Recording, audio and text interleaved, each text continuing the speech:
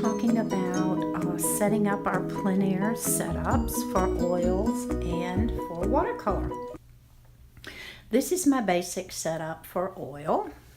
Now I don't leave all these in here, but what I will do is I'll carry the oils in this little zipper pack, and then when I get ready I'll put them all out here. This is that Sienna Pochade box that I recently purchased, and I do have a video on discussing that.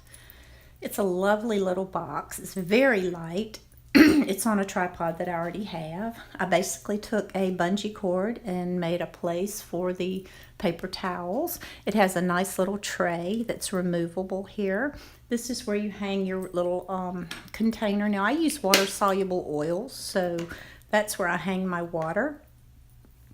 You can see it has a nice little place for your brushes. I also have a trash bag that just hooks on over here. And that's the basic setup for the oils. I'll carry my brushes in this little inexpensive brush holder, and all of these don't go, but you basically put this on the top and carry your brushes that way, which is quite convenient. And when I'm in the studio, I just leave it in the mason jar like this so that I can use them. I also have a different setup for the studio, but we'll talk about that later. And then if we look over here, this is my watercolor. I'm going to do a large watercolor, and I want to have an easel. This is the easel that I use. It's made from Jerry's Artorama sells it. It actually, the neat thing about this easel is I teach with it as well, but it has the option for watercolor that you can lay it flat or you can tilt it. So when I teach my classes, I use this easel. It's quite a nice easel. And then I carry my watercolor brushes just in this inexpensive pack from Hobby Lobby. I carry a mister bottle, and I have several different trays of paints. This is the one that I use when I'm doing serious plein air painting because it has larger wells and more mixing spaces. This is a Jackson palette. Very nice palette that I just filled myself with colors I like, which you can see right here. I thought we would just look at how this setup works. Now, of course, we're not in the field, we're in my studio. But before you go out to paint plein air, and I'm just misting my palette, before you go out to paint plein air, you need to practice with your setup at home.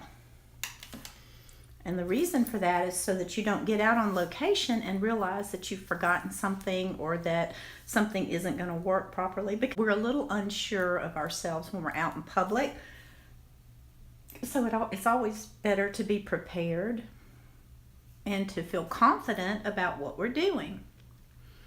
Now, if you're painting outside and you don't want people to come up and constantly be having a conversation with you, one thing that works fairly well is just to wear earphones. They'll pretty much leave you alone if they think that you're listening to something. So anyway, so that's the setup. This is the little case that I use most of the time. It's just a camera case. And as you can see, it keeps all my supplies. I keep all my wet items in a Ziploc bag. And that's just water. But I have my pens in here. I have my pencils. And I carry, let me put that to the side. When I carry this, this little pack, I carry this small little tin, which is actually a Prima tin that I took the colors out and put my own colors in. You can see that. It works beautifully. It's really nice to carry. It's very lightweight. So if I'm just doing something out a short distance or just a sketch, if I'm sketching in my sketchbook, I'll just take this set because it's just easy. So if we're using an easel outside and we're pretending like we're outside. So basically I carry my water in a little in a little vitamin bottle. And now I'm at home, so of course I have my I have another table set up here. And basically, I just take my paper towel and if I were going to start this little painting of this is actually a painting that I did in oil that I'm going to redo in watercolor just for practice. So this is the oil that I finished the other day. So I have this over here and I'm just going to paint that out in watercolor. This is a piece of arches or arch that's been cut down. I think that's a 1/8 of a sheet, I believe. So if I were gonna start this painting, I would probably start, I've sketched out a very loose sketch of it as if I were on location. So it's good to practice as if you're on location, even if you're not. So basically, I'm just gonna lay in the sky. And this is cerulean blue.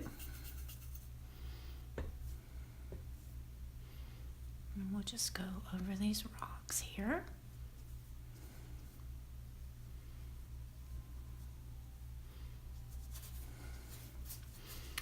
And the good thing about landscape is it's fairly forgiving.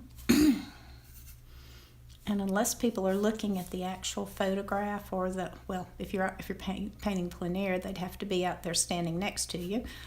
But that's kind of the nice thing about landscapes in oil and in watercolor. And normally I sit down when I paint, so if I weren't using this easel, I'd just be sitting on a bench or something, basically holding this and having everything else probably in my lap, truthfully. Okay. And let's just get some more water in there, make that looser. And let's put some clouds in there.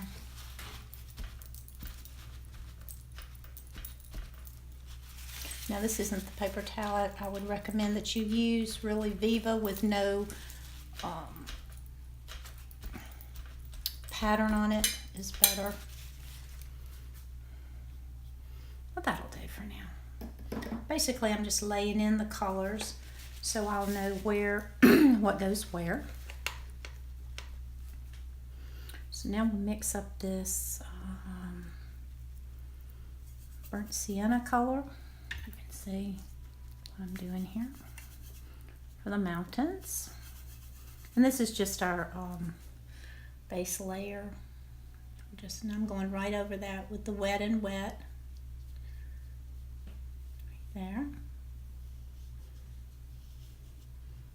And that's just to have a soft underpainting here. We'll add subsequent layers to this. And just to differentiate that darker mountain, let me find my Payne's Gray, which is up in the corner here. You kind of have to get familiar with where your colors are when you change palettes frequently, which I tend to do. I have way too many palettes and too many choices. Okay. And then we're going to make this one just a little bit warmer and greener right here for now. Okay, of course this one is in the background, so that's going to be much grayer, pushed back when we're finished. Okay, now these on this side, these rocks are much darker over here. And I really did not put in the effects of the sunset like the other painting over here, so I am doing it a little bit different. And I'm at a peculiar angle here because of the camera. So I'm trying to get the camera in here so that you can see what I'm doing. I'm just making up more burnt sienna here for this. And these won't be so different when we do the layers on top, because these are all going to be very much darker. So this is just an underlayer to give me an idea of what's going where. And this whole little scene down this was a photograph off Pixabay, and I'm not sure where the location is, but there are these old brick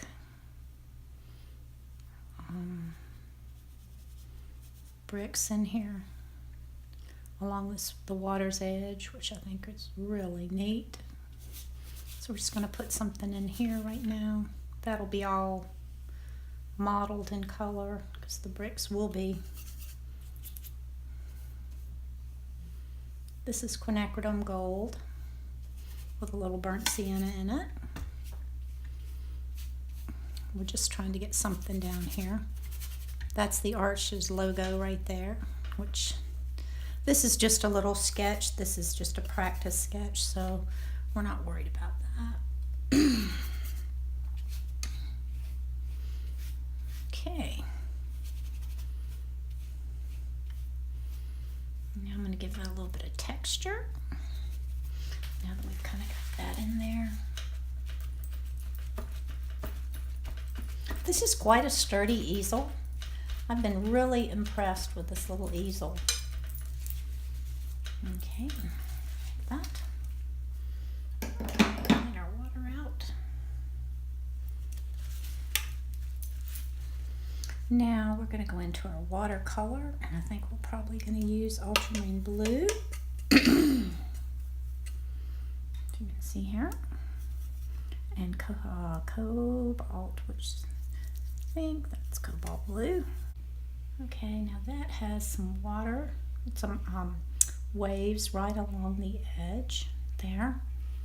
So we're just going to kind of leave some of that water, that edge there.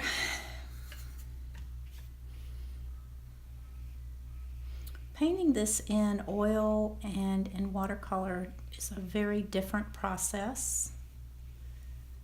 With oils, it's you have the advantage of being able to go over it and add your highlights at the end. In watercolor, you kind of have to be thinking about the whole thing as you go. You can go back and add highlights, but it's better to not have to do that if you don't have to. So, there we have that. Now this, we're going to go much darker with these mountains. Much brighter and darker with these. So I've got, this is actually Chinese orange. And that is a very vivid orange right there. So we're going to knock that back a little bit with the Quin Gold. See what we get there.